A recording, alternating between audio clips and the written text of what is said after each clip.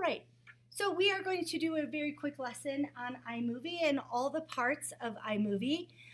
First thing you need to know, when you get into iMovie, the very first thing you must do is you must look up here and see if that is your name. And then also under My Media, look and make sure that you are working in your folder. Again, if you are not in your project, you need to get back. I would also like to suggest that before you close out of iMovie at the end of anytime you are working on it, you click that back project button and get to this screen so that the next person opens it up to this screen.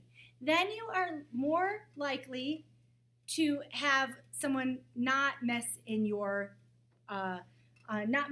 mess with your program.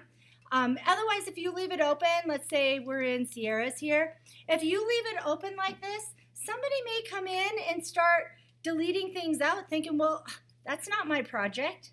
They don't look to see that it's not their project. Okay, so make sure that you are always going back here and leaving it here when you guys are done for the day.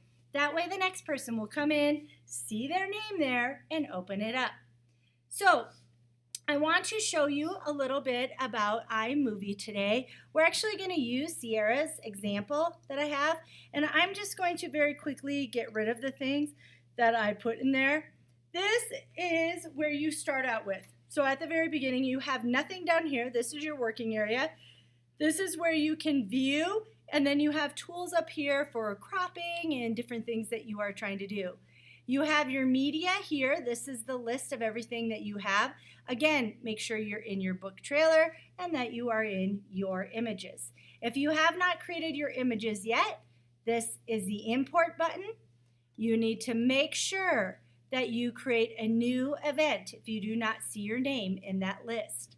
Okay? If you do see your name, you click on it, you pick your images that you want to import, and then you just import those in. All right, so iMovie. First thing, you're going to pull your pictures down in the order that you would like them. All right?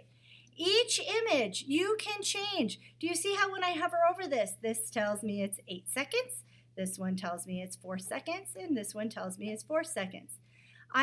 You can adjust the length by just clicking on the end and moving it.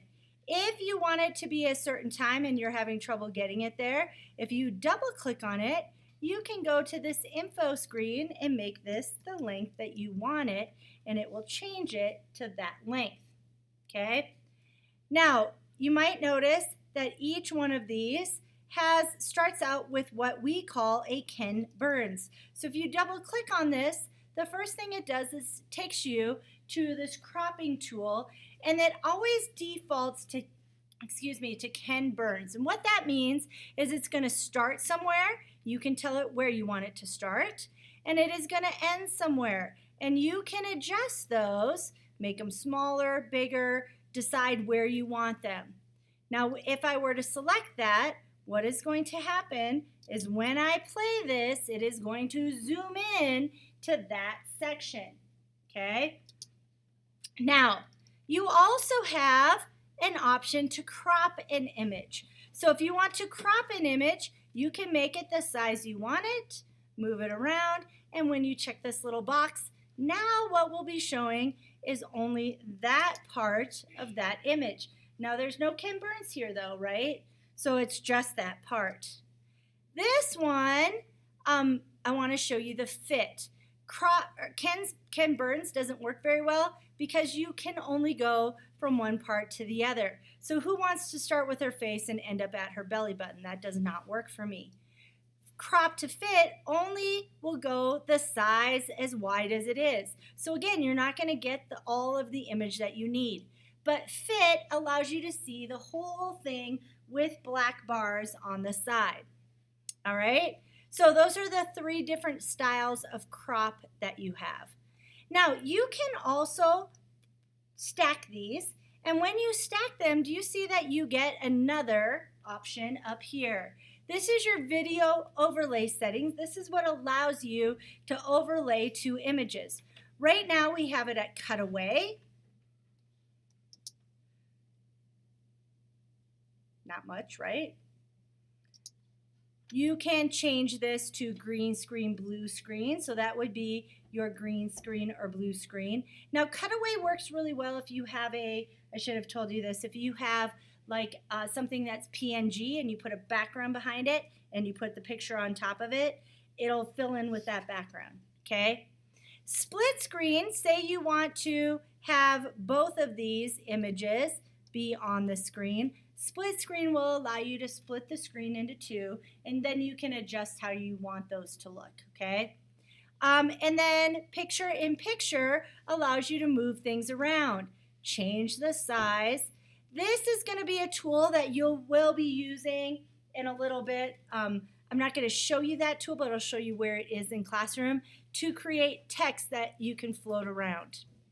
All right, next thing that I want to show you, transitions. Transitions, if you hover over them, it shows you what it's going to look like. When you find one you like, you drag it down in between the images. What happens then is that it will do a transition from one image to the other. Now, you can adjust these by double-clicking and changing the duration. If I want this to be 2 seconds, I can apply it and it will only happen to that one, or I can apply to all and it will happen to all of my transitions. So now what's going to happen is it's going to take a much longer time to transition from one to the other, where this one is faster. Okay? Backgrounds are really valuable. You can use backgrounds. Some of them have movement to them. So if you come and play on this one, you can see that there's movement to that background. You can, just like you could before, you can add an overlay on it. That would show that picture. You could put text on top of that if you want. So you have lots of options here. You have lots of options here for things that you can do with backgrounds. So be careful when you are doing that. You can use backgrounds. You can also use backgrounds in between them if you want to put your text in between. Say you want to have a picture and then transition to the text and then do another picture. You are welcome to do that. You don't have to have your text on top of the picture. You can have it in between too if that works best for you. All right, titles. Titles work fine in here, but they're a little bit cumbersome and they don't allow you to move things. So let's say I want to bring this title in here. You just drop it on top. Again, you can change the length to what you want it to be by grabbing at the end. And if you double click on it, it allows you to change it. So if I am going to put the title in here, I can change what the font looks like. So if I want it to be a little bit different, I can change the size. Now, not all of them let you change the size, so just remember that. They don't all let you change the size, and sometimes that can be frustrating. You can bold it, you can italics it, you can outline it, and then you can also color it in with a different color if you would like. This would then give you Hunger Games looking like that on your screen, okay? If you want to move it though, like that one is right over your picture, you can change it to a different one. So if I wanted it to be this one, I would hover over it and change it. But now I probably don't have as many options to change it. Okay, so I kind of like having it where you can do this other portion, which is what I am going to show you right now. In Classroom, you will find that I have posted a video right here. It's Move Text Around in iMovie. You can use Pixlr to move text around in your iMovie. This video will show you how you can do that on your own. I do not need to show you that. It does work very similar right here to picture in picture. So you'll put an image on top and then you will decide how you want that to look. Okay, so if you do the picture in picture here, you can see that your text would then float around, which is really cool.